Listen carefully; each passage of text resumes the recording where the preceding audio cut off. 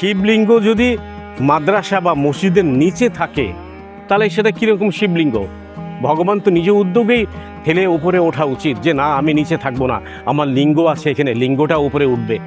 সেখানে মানুষের সহযোগিতা লাগে শিবলিঙ্গকে দাঁড় করিয়ে উপরে মন্দির তৈরি করার জন্য। আসলে ব্যাপারগুলো খুব হাস্যকর।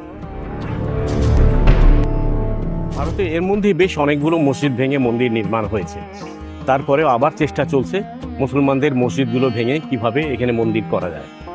মুসলমানদের মন্দির ভেঙে কি মন্দির করবে? সেখানে শিব মন্দির করবে। আপনারা আমার আরেকটা ভিডিওতে দেখেছেন যে শিব ঠাকুরের লিঙ্গ কিভাবে খসে পড়ে পৃথিবীতে শিবলিঙ্গ সৃষ্টি হয়েছিল। বেশ কয়েকজন ঋষি ধ্যানে বসে আছেন, পিছন দিকে তাদের স্ত্রীরা বসে আছে। কিছুক্ষণ পর ঋষিরা তাদের পিছন ফিরে দেখে তাদের স্ত্রীরা নাই। তাহলে স্ত্রী গেল কোথায়?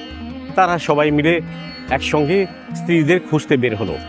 তারা খুঁজতে গিয়ে দেখলো শিব ওখানে উলঙ্গ হয়ে, দিগম্বর হয়ে বসে আছেন, আর ঋষিদের স্ত্রীরা শিবের সামনে বসে শিবের লিঙ্গর দিকে তাকিয়ে আছে। কেউ অজ্ঞান হয়ে পড়ে গেছে, কেউ শিবের সামনে বসে আছে। এখন কয়েকজন ঋষি তারা ভাবলো নিশ্চয়ই শিব তাদের স্ত্রীর সঙ্গে যৌন সঙ্গম বা শারীরিক সম্পর্ক করেছে। ঋষিরা এই ভেবে শিবকে অভিশাপ দিল, তোমার লিঙ্গ খসে পড়ে যাবে। আচ্ছা, ঋষিরা তো মানুষ আর শিব হচ্ছে ভগবান।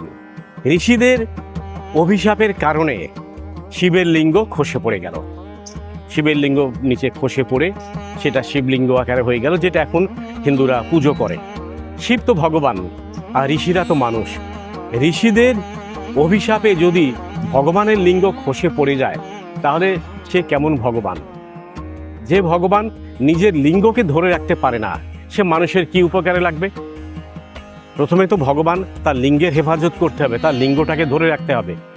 ঋষিদের অভিশাপে যদি ভগবানের লিঙ্গ খসে পড়ে যায় তাহলে তো ঋষিরাই ভগবান, শিব নিশ্চয়ই ভগবান না।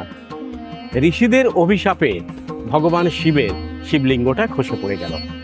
কীরকম হাস্যকর বিষয়! এরকম কথা কিন্তু গ্রন্থেই লেখা আছে যে ভগবান নিজের লিঙ্গ ধরে রাখতে পারে না, সে আবার কীরকম ভগবান? যে ভগবান ঋষিদের অভিযোগে তার লিঙ্গ খসে পড়েছিল, সে আবার কি ধরনের ভগবান? শিব যদি ভগবানই হয় তাহলে ঋষিদের বলতে পারতো তোমরা ভুল সন্দেহ করছো, তার লিঙ্গটাও থাকতো আর ঋষিরাও সন্দেহটা কাটিয়ে নিত। ঋষিরা তো মানুষ আর শিব তো হলো ভগবান। এখানে ভগবানটা কে দাঁড়ালো? নিশ্চয়ই শিব কিন্তু ভগবানের জায়গায় নয়, ভগবান হচ্ছে সেই ঋষিগুলো। আর সেই শিবের জন্যে মন্দির তৈরি করা হচ্ছে। জায়গায় জায়গায় তো শিবলিঙ্গ পুজো হচ্ছেই, রাস্তাঘাটে অনেক শিবের লিঙ্গ দেখা যায়, সেই শিবলিঙ্গকে পুজো করা হয়। আবার শিবলিঙ্গর জন্য মন্দিরও তৈরি হচ্ছে। আবার বলা হচ্ছে কোনো কোনো মাদ্রাসা বা মসজিদের নিচে নাকি শিব মূর্তি বা শিবলিঙ্গ আছে। শিবলিঙ্গ যদি মাদ্রাসা বা মসজিদের নিচে থাকে তাহলে সেটা কীরকম শিবলিঙ্গ?